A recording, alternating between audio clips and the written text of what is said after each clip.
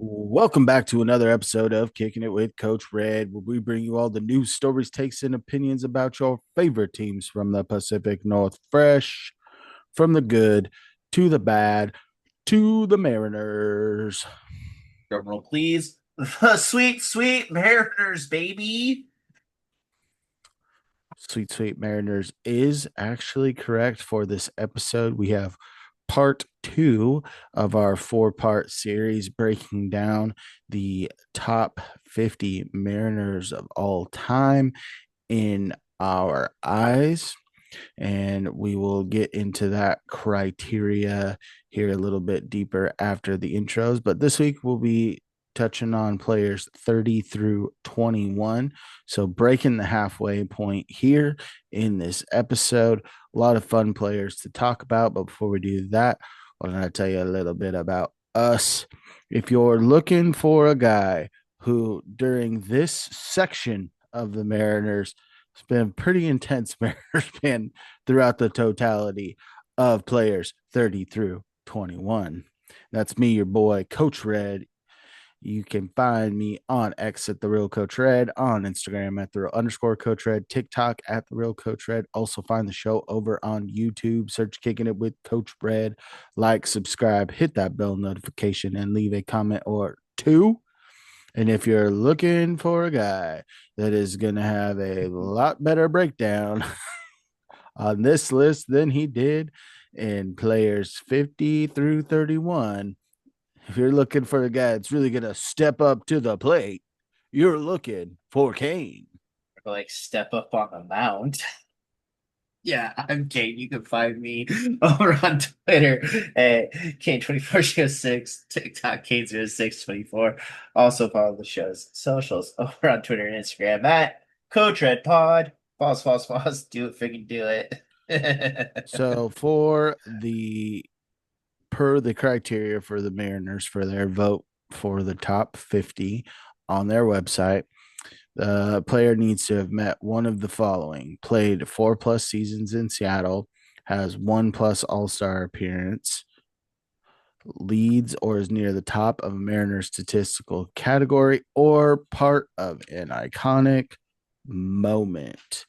And I will say that there is, in this part in particular, a little bit of recency bias coming off a big year. You're going to see a couple of familiar names from very recent Mariners, but also we were playing a little bit into projection. Some of these guys justify where they're at, and some of them, we just got all the feels about them. So guess what? It's our list. So suck it.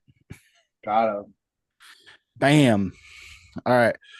At clocking in at number 30 on our top 50 Mariners of all time is your favorite.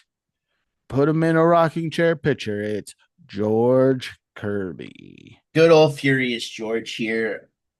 George Kirby has played 4 seasons with the Mariners. He has accumulated a 7.9 WAR in that time, 45 and 34 on his win-loss record. He has a 3.58 ERA. He has a 6-1, over a 6-1 strikeout to walk ratio, and he has one All-Star appearance with the Mariners. Man, George Kirby's a lot to break down here because there's so many steps of George Kirby. You have games where his frat bros are there in his rookie year, First which game, were which were debut on Mother's Day. awesome. Awesome vibes here in the frat bros out there You have chanting for George George. Kirby making the first home playoff start in Going 22, 21 years and going 7 shutout innings. yep. Little up and down, but when George is more furious, he is a fantastic pitcher, and I think he meets every point of this list. You've had iconic moments with him. He's been a very, very, very good starter for the Mariners in his time here. Yes, the losses don't really reflect the team that it is now because they're a better team than they were 2, 3 years ago, and more wins, more losses, whatever. George Kirby deserves to be on this list. I think he should be on most people's list, unless you're old, and you know Unless you're, way I more. don't vote for current players. Yeah, I A mean, curmudgeon. The one thing with yeah, George Kirby is some of his loss and balloon up in ERA and even his strikeout to walk ratio are attributed to this year where he had his first run in with the injury bug and yep, missed a good chunk of the year. But his first year was solid. His second year was an all-star season, yep. right? He parlayed that playoff And I success. believe he was in the top 10 in Cy Young that He year. was the following year, followed that up with another very good year. And that's the one thing about George Kirby is not as much this year, especially coming off the injury. There were some big primetime games or big markets that George has typically pitched well in that you did not necessarily see. You saw two phenomenal outings against the Tigers in the playoffs. True. And then you saw a not so great outings against one one good, one not so good outing against the Blue Jays. But George Kirby is the epitome of a get out there and do your job at a high level type pitcher. Yes. He doesn't bring the ball up to the triple digits. He doesn't necessarily have that one pitch that blows you away, but his ability to dictate the strike zone, he's like Jamie Moyer on steroids, right? Yep. He's a guy with great accuracy. You saw the walk numbers go up. And you want to know, I've talked about this in the past. I'm fine if George Kirby walks a few more guys, if that, ratchets up his strikeouts per game by 3 to 4, because he Mhm. does have a lot of pitches that are tough to hit. And there's a lot of times that he's tough to square up. But there are the times that he does put the ball right over the heart of the plate because he doesn't throw balls. And bad things happen because Well, when the and some team teams will goes blitz him because of that, but some of them are exactly, overly aggressive and he gets deep into a game on a short pitch count because he does for how much he's around the plate, he does a great job of limiting the long ball. he does. And that is just George Kirby is an absolute freak on the mound when you truly think about it, because you don't see a guy almost as efficient in the strike zone as George Kirby. I don't know if you can find another pitcher that lives in there like he does. No, especially in today's game, it's tough to find someone that has a strike percentage as high as George Kirby. That's a starter. That's fair. All right, coming in at number 29, his running mate, Logan Gilbert. These Also, two, Logan Gilbert has 5 years with Seattle, 11.7 WAR. He's 47 and 36. So two more wins and two more losses over the course of that year. They have the same ERA at a 3.58. He has almost a 5-to-1 strikeout to walk ratio, but his strikeout numbers are higher than George's. But that yes. also means his walk numbers are higher. He's had two complete games and one complete game shutout on the 4th of July down in San Francisco, and he is a one-time All-Star. These two always have to be close on a list, I feel like, because they're not far apart in terms of value, right? And what they bring to the table. They're different style pitchers for Big sure. time different style because Logan, although I think that George had one technically a complete game, and I think it was against the Orioles when they were retiring Felix's number, and he started the game on a Friday and went 9 and gave up 0 runs, and they totally Felixed him because the Mariners didn't score any runs and they lost in extra innings.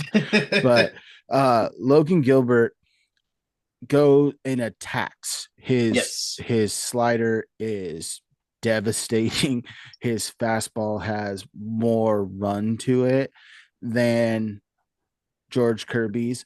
Mhm. He definitely is more susceptible to the long ball, but with how he finished last year, what he was able to do, granted, he got bit by the injury bug this year as well, but the reason he clicks a notch higher than George Kirby for me is over the course of that extra year, he's almost 4 WAR above George, and he has an opening day start underneath his belt, which has typically been tough to do for the Mariners for younger pitchers when they've had an established starter on staff. Yeah, no, Logan has I also Walter appears more so than anything. Oh, dude, So he has an awesome nickname. His same with relief, his George. his relief appearance against Detroit in that 15 inning marathon was spectacular. He was unhittable. Yes. He was unhittable. Yes. Walter I don't ever call him George or Logan. I call him Walter Oh, because and his start in Detroit was bonkers in the bonkers.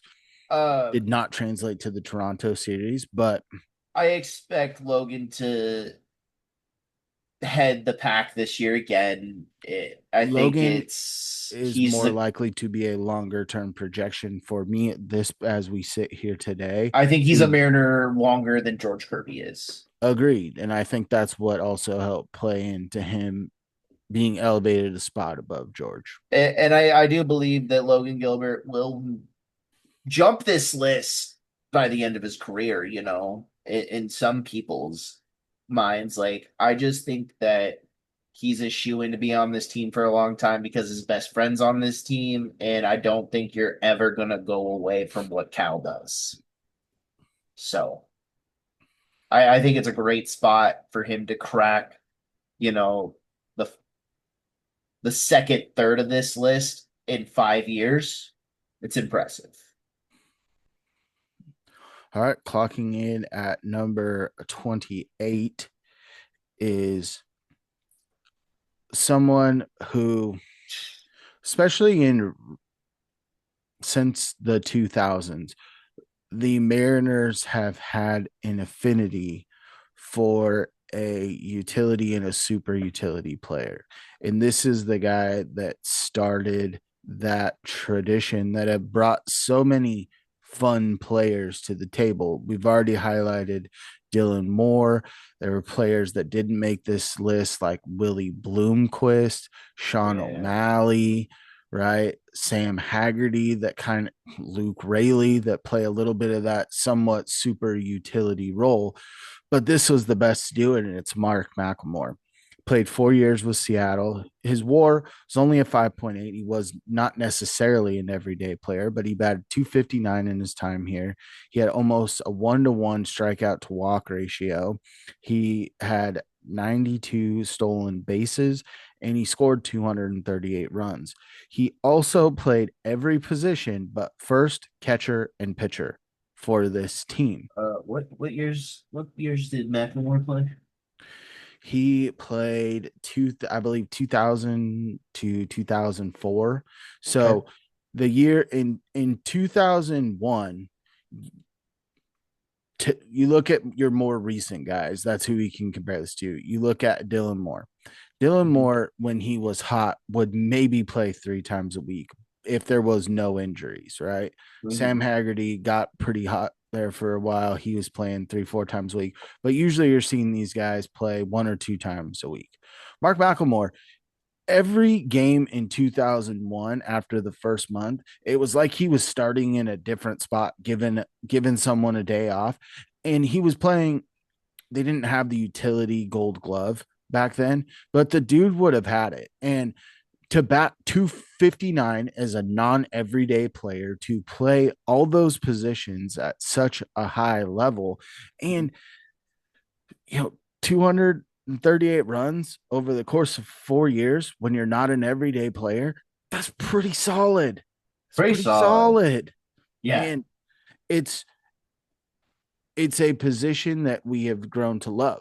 We look every year in the buildup on who's going to be that super utility. We've been able to look at Dylan Moore the last couple of years, and this year's going to be interesting. Who's that going to be, right? Is it going to be Ryan Bliss type player?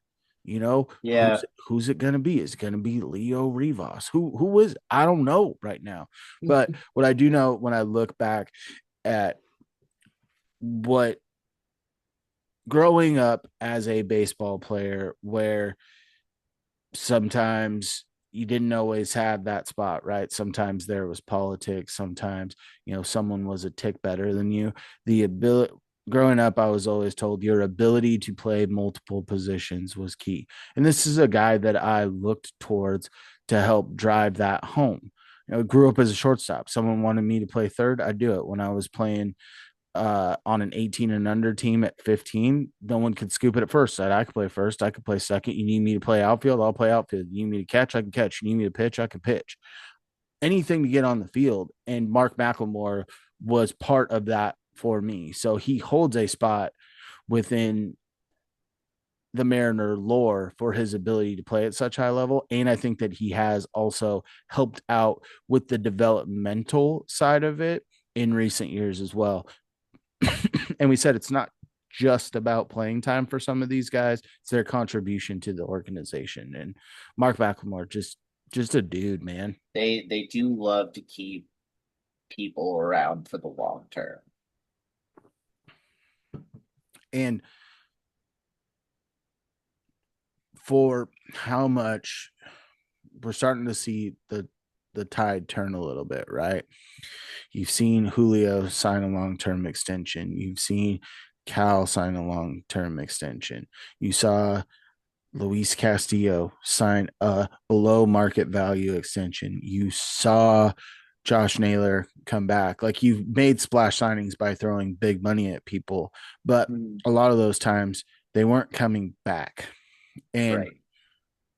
those guys that have, they realize the fandom that comes and the lore and how much this Northwest region loves Mariner baseball players. Mm, And it's awesome to see those guys that stick around the organization because they care and they're not quiet about it. Mike yeah. Cameron is a guy that we'll talk about. You know, I mean, all Mike there's Cameron played 3.5 years, I believe. dude, and he is a staple around And the he's Mariners still in, like, when they played Oakland, right? He was in the dugout that game. with Sage. Yeah. And then he also dapped up his son who played for the A's. Like, the dude is in that locker room Yeah, constantly. but Mark McLemore, one of my favorite niche Mariners, because when you have a Yeah. team that has not attended a World Series in playing fashion, some of the guys might have been there as fans, right? But Yeah.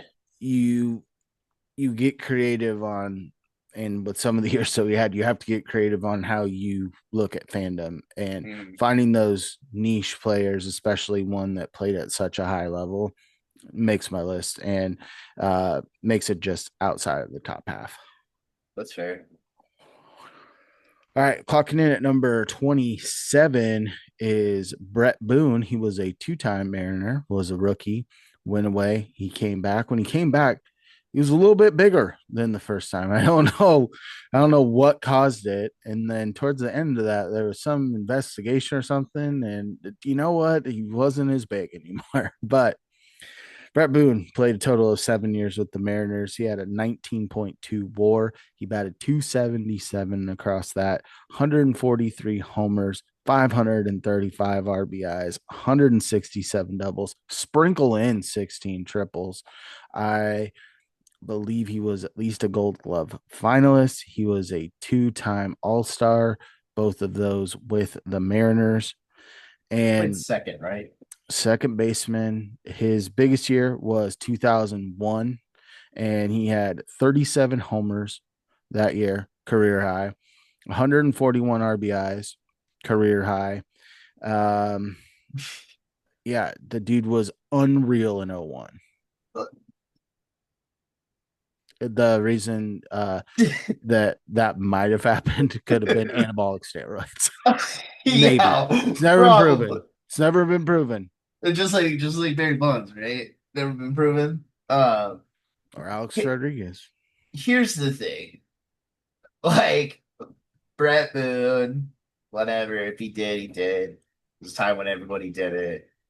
Whatever. It's still hard to hit a baseball, in my opinion. Like .277 average in Seattle is it very doesn't good. make you better. Like you still have to hit the ball. That's beside the point.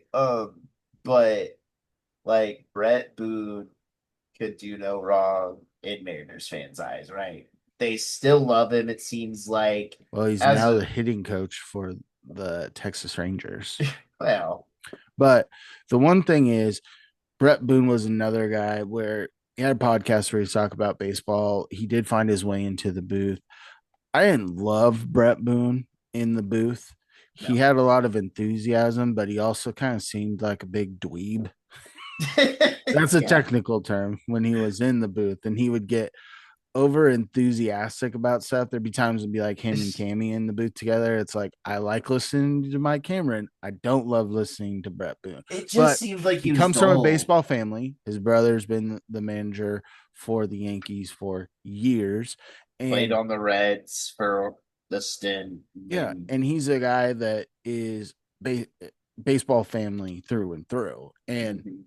he had his best stretches with the Mariners. I mean, He's a prototypical second baseman, right? I mean, almost 20 WAR just with the Mariners. That's one of the biggest numbers we've had so far. That's I why he mean, finds himself at 27 on our he's list. also one of the longest tenured second basemen in the Mariners, right? You don't have a lot that played second forever outside of Cano. You have more. You just weren't born yet. Sure, but as in the last 25 years, right? Like the two Correct. most constant second basemen have been Well, Brett he Boone and well he had Robinson Cano. he had 3 years coming up, went to Cincy for a while and came back Yeah, for 3.5. sure. But it's just like his stints with the Mariners is 7 years. It was all second base when, there's like a dude there every other year now. Yeah. There's also, I don't know, Harold Reynolds For my time. before your time, but Brett Boone still was a little bit potentially before your time. But those I numbers are hard to ignore. And mean, the Dad pop that loves he Brett had, Boone. the pop that he had, How that he had. I mean, 147 dingers or 43 dingers in Mariners uniform is a good number to have. Yeah, sure. All right. We did say that there would be some recency bias, I love this and one. welcome to recency bias at number 26. Say Eugenio Suarez. He's played technically 2.5 seasons with the Mariners. He has accumulated a 6.8 WAR over that time. Bad 227, 66 homers, 214 RBIs, 62 doubles. There have been so many iconic Gino moments, dude. Good vibes only. Also, fantastic nickname because that's His all he first is. his first year with the Mariners, he was a throw in to offset some money for the Mariners to go get Jesse Winker. Eugenio Suarez went absolutely nuts that year, Yeah. played the best defensive third base that he has ever played. Everyone loves Gino. And part of this is immaculate vibes. Like he's good vibes only, but he has the best vibes. And the Mariners have traditionally played their best ball when Gino is doing well, right? That year they had the run. Gino was on fire. You had iconic home runs, and that's kind of why he makes this list. You had him and Julio going back to back to defeat the Braves in the middle of their stretch, and the Braves were playing phenomenal baseball at that point in time. You had uh, game 5 against the Blue Grand Jays. Slam or So Yeah, yeah, go ahead. solo and then the grand slam later to put them over the top. And the average with Geno's never going to be the highest, right? You know that you are going to get frustrated and you're going to go through lulls of weeks sometimes where you rack your head against the wall. But when he gets hot, it's tough to find a guy that gets as hot as fast as Geno and puts the ball in positions to hurt the other team Yeah, I at such a mean high level. the shift, the dynamic of when he came back to the team this year, The whole plane uh, erupted. They uh stopped it in Sacramento. You had for him just to acquired Josh Naylor a few days before that, and then you go and get Geno. They held the plane because the Diamondbacks were coming into Sacramento, and the whole plane erupted. To yes, have He was one of the veterans on the team, but to be loved by the yes, entirety. I don't think you can find one person within the Mariners organization, a whole thing, top to bottom, that has a bad thing to say about right. Eugenio Suarez. And just a little tidbit, like if they bring him back for this next year, cool. I'm here for it because I love Gino. I'm also fine if they don't sign him. And unless he's taking a big pay cut to come back, for me, I love Gino, but I just think like he deserves to be on this list for every positive that he's brought to the team. And as you said, not one bad thing can be said about him. He is the ultimate teammate, and you saw that And day in, day out. and he is one of the bigger boom or bust players for the Mariners. But when Mhm. he booms, it's a Big. fireworks show. It's It's fireworks show. yeah. It's 4th of July when he's booming every time. Yeah. Yeah. Yeah. All right,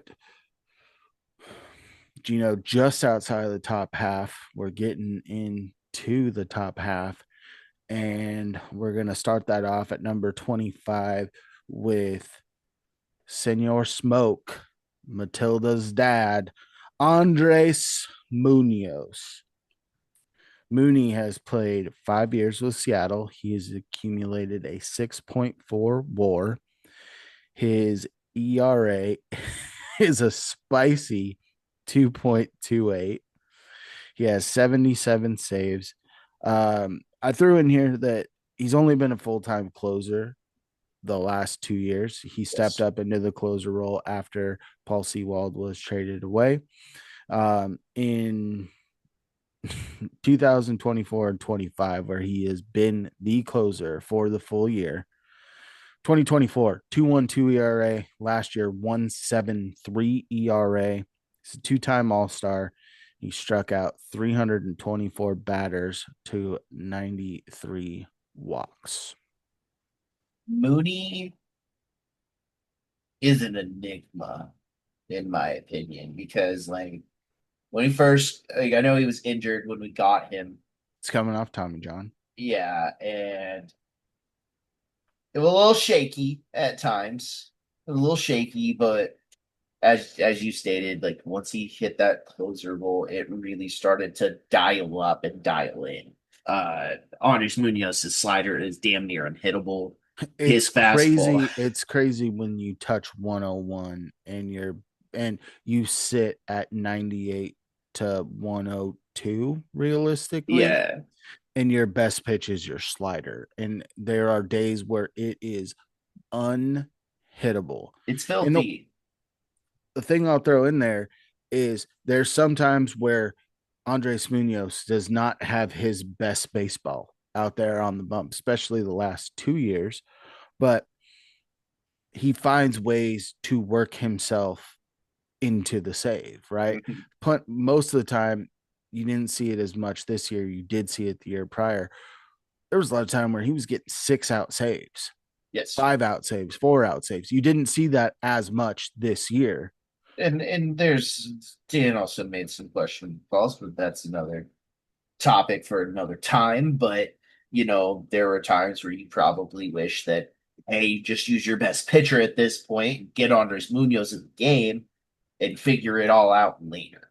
But Well, and it, you have like, Munoz on a super team friendly deal. He's only yes, been your closer for 2.5 seasons. And in that amount of time, he's sitting there with 77 saves. This is a guy that is going to, as long as he stays healthy and keeps producing even close to somewhat this. close to what he's doing, he's going to go down as the undisputed save king for the Mariners, Mhm. And hands I down.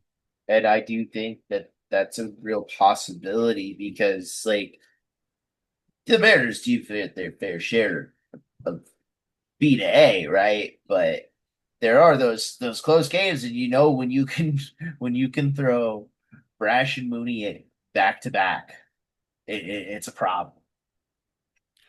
And big shout out to Matt Brash. He did not make the list. I think that the injury time hurt his candidacy I do love and the the Brash lack of being Panda. a true closer. It's tough. I mean, if you really look at it, we broke down a couple of guys last week. Norm Charlton, who did have some save experience, Jeff Nelson, and Arthur Rhodes are really our only true relievers who are not closers that made the list.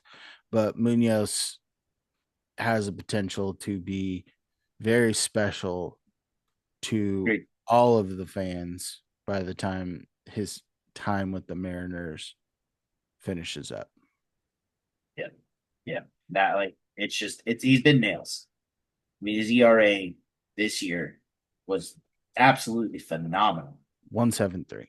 Yeah, that's kind of unreal when you're really thinking about stuff. I mean, he had a 0 ERA like 2.5 months into the season. Yeah, And it's not like he wasn't pitching. it was Stupid. fairly regular at that point in the season. All right. We're going to move on to number 24. And we've got another closer. It's Edwin Diaz. Played for the Mariners for 3 years, had a 5.3 war, 2.64 ERA. In 3 years, he had 109 saves. The biggest year is 2018, his last year with the Mariners, where he clocked 57 saves. Yeah, that was an insane stretch that he went on that year. This was the guy that Andres Munoz will be like to that sense, right? They kind of have the same stuff. Mooney's just adding pitches now, and but man, Edwin Diaz's four seam was one of the fastest, most straight pitches I've ever seen. But then he'd bust out the two seam, and that thing had crazy movement. But By also, the real kicker, right, was the slider, as in most of these guys. Edwin Diaz, well, in his slider was what a sweeper is called today when it was still yes, called a slider. yeah, Edwin Devastating. Diaz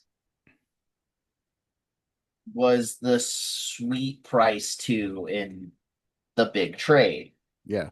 Before we get to that, three-time All-Star, one with Seattle, 538 strikeouts over 3 years, bonkers That's numbers, and that's why 109 saves in 3 years. He's second all time in Mariners. That's why he's at this spot in the list. Longevity yes, hurts, but like you're saying, he was part of jettisoning Robinson Cano and getting the Mets to take on that contract to really kick off the rebuild to put the Mariners where they're at now, where they're a team that is in contention. Like they were an aging roster with a big piece. And did that translate to good prospects? Yes, it did. You had Jared Kelnick come back. You had Justin Dunn come back. Two guys that really had high hopes for and had good prospect rankings, but it's why prospect rankings are rankings, right? But you aren't where you're at today without Edwin Diaz getting moved when he He did. did. Yep, I agree. And hey, it's the off season. He's a free agent. His Mets just signed a guy that they said, hey, we're gonna give him a crack at the closer spot, depending on what happens with Edwin Diaz. Maybe Edwin Diaz finds his way home as a setup man for Munoz. Oh, wouldn't it be nice? I think that would be fun. I think it would. All right, clocking in at number Boys, 23, knocking them heck off. we have Kazuhiro Sasaki. I believe this is our last reliever on the docket. Played 4 years with Seattle, only a 3.7 WAR, but 3.314 ERA, is the Mariners team leader in saves at 129. In 2001, best year, he had 45 saves. He's a two-time All-Star, both with the Mariners, and he was Rookie of the Year as a closer in the year 2000. That's kind of insane.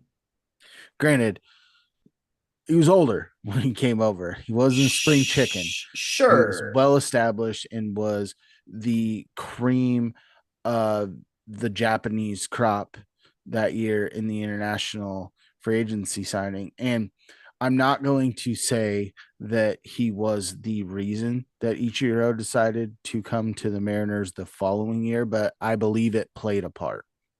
I would assume so, right? And that He was, was but also Kazuhiro Nintendo. Sasaki was one of the most well respected guys at that point in time. And you're talking about a point in time where you had Hideo Nomo had some success. Matsuki wasn't, or you had Matsui on the hitter side that had come over. But outside of Hideo Nomo and a couple of good years with the Dodgers, there hadn't been a lot of success with the Japanese pitchers making the Sure. transition to MLB baseball, right? And I would also probably attribute a lot of that to also Nintendo being a big part. But what I'm saying here is I Kaz agree. Sasaki, yes, Hideo Nomo was the first guy to really have success at the major league level in America. But Kaz Sasaki, for a guy that was towards the end of his career, he signed a 4 year deal. He played that out. In that time, he averaged over 30 saves a year. Mhm. And it was time to hang it up after that. And to come in as an older reliever and That throw kind of up dominate. a 3 ERA, 45 saves in the biggest year in Mariners history in terms of winning, Mhm. and to know when you turned it over to Kasaki, because there was a lot of games where he wasn't able to necessarily get in the game because it was not a safe opportunity. That team could put runs on the board. But you knew when you handed it over to Kasaki that you were leaving with a dub. That's fair. All right. We are going to go down to number 22, and that is Huh. Freddie Garcia. Spent See. 6 years with the Mariners, 18.6 WAR, career ERA with the Mariners, 389.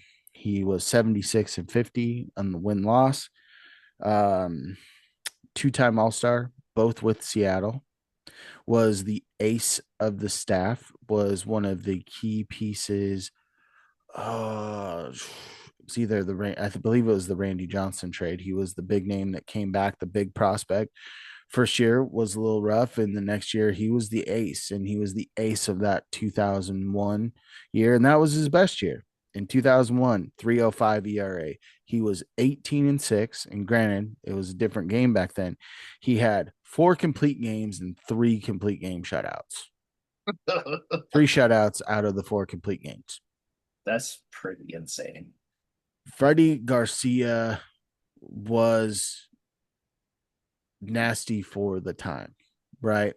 His ability to go out, get deep into games and to do so at a high level.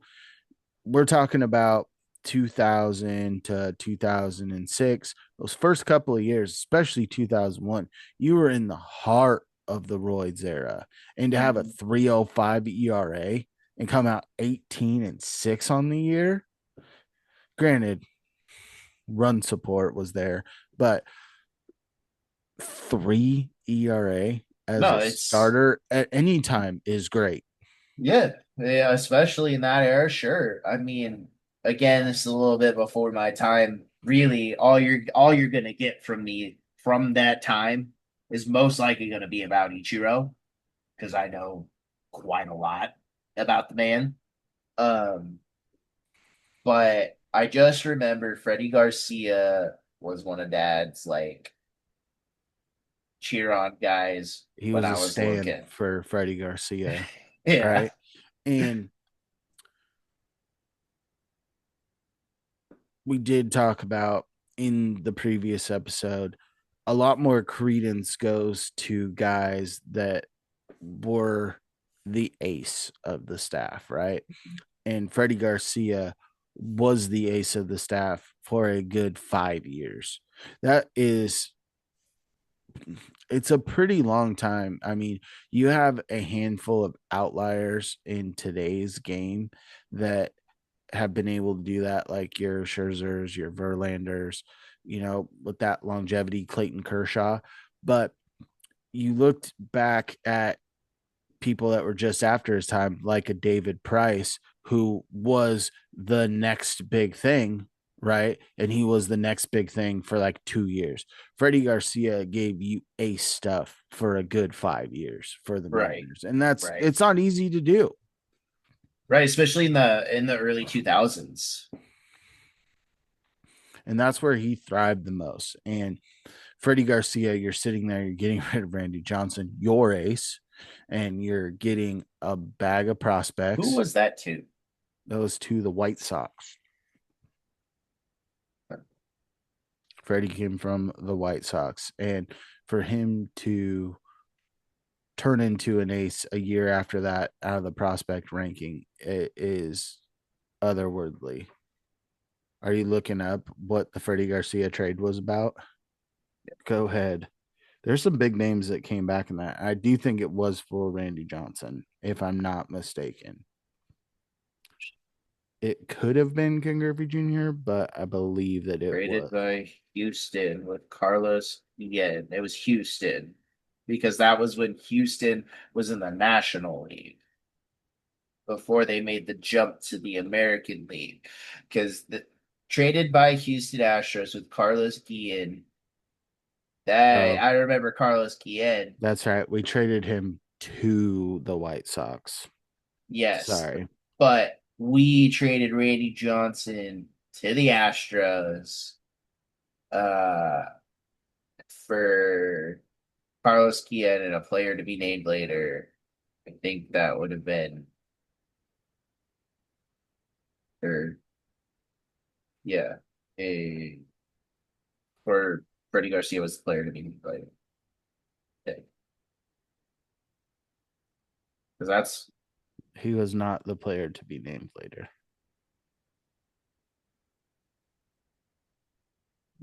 Yeah. Freddie Garcia was not the player to be named oh, it later. was Freddie Garcia, Carlos Guillen, and a player named John Halama.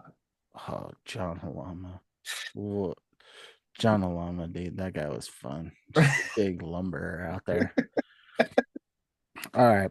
Enough about Freddie Garcia and trades. We'll stick with trades. We're gonna go number 21, a guy that was acquired via trade, 3.5 years with the Mariners, 8 WAR over that time, and it's Luis Castillo, Javiera. the Rock. Um, he signed with the Mariners, 3.46 ERA, 40-31 win loss. Ah, His yeah, first year and a half was was awesome. otherworldly. When we acquired Luis Castillo, he Like had first game he pitched with us was in New York. in New York, and he absolutely shut the door when New York's offense And couldn't he be stopped. outdueled. Garrett Cole, Yeah, I think Jared Kellen, like we had like 3 bombs off Cole in that game. and it But was Kelenic. his next game, yeah, that's what I meant.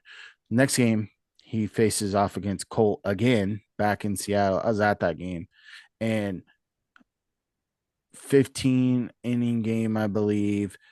Him and Cole back and forth. I think they both went 7, didn't Mm-hmm. give up a run, and gave you some of Goldsmith's best lines of all time. You, Mm-hmm. what a silly hack, right? That was that Yeah. game. And you had the Matt Brash multiple innings. But the one thing that stuck out is you had Garrett Cole and Luis Castillo went 7 innings and neither threw a pitch below 94 miles an hour. And it was just two aces going back to back. And I put Yeah. he was the ace the minute he stepped in the door, and he was the cherry on top that led to the first Mariners playoff appearance. There were Mm-hmm. some not so good games against lesser competition, but when the lights were on, he went out and Oh, shined. And you look at what he did let's. in Toronto against Alec Manoa, who at the Yeah. time was coming off of a Cy Young, and he absolutely shoved for 7 innings. And Let's then talk about that game real quick. Let's talk about that game real quick. go ahead. When he or when the Blue Jays pitcher, I believe, plucked Ty France. I think he was the one who got hit in that game, right? Wouldn't be shocked. Wouldn't be shocked. And they were gonna pull him. Scott Service was gonna pull him, and he said, "Nah, I'm going back out and threw one up and in." Yeah, give me more of that, Luis Castillo. Set the tone. Like, Well, and then Luis Castillo against the Houston Astros pitched a gem as well. And what you yes, saw from him in this postseason was more it's than you very good. expected, because Luis Castillo has been in the league for a while. He's a 3-time All-Star. One of those was Seattle. He had a long run where he was pitching a lot of pitches for the Cincinnati Reds. He'd had some injury concerns. He hasn't really had that with the Mariners. He had the tail end one year when they were basically eliminated from the playoffs, where they could have brought him back, but they ended up getting within a game. But it was let's not rush him back type of thing. Sure. Yeah. But Luis Castillo has been the Consummate rock and the professional, dude. mentor for this younger group of stud pitchers that the Mariners currently have. Mhm. And when you look at a pitcher that was a midseason acquisition,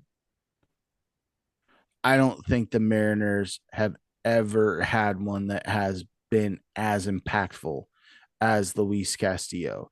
And to be the first pitcher to start a playoff game in 21 years, to be on the mound when the Mariners clinched the division for the first time in 24 years.